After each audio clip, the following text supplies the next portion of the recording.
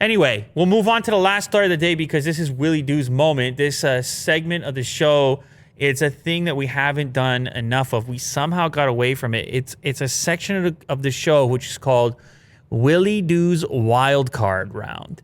And he takes this part of the show, this segment, very seriously. He wants to bring you the best. And for whatever reason, I forgot to include it in the previous episodes. It's my fault. I fully apologize.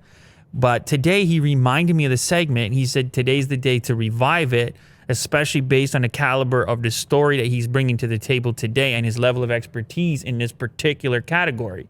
In which case I said, you know what, Will?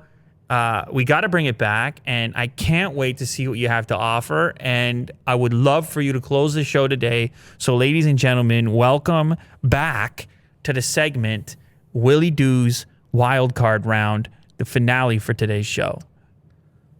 Well, you and I always like McDonald's, and I just found this cool article. McDonald's is selling chicken hoodies for $5.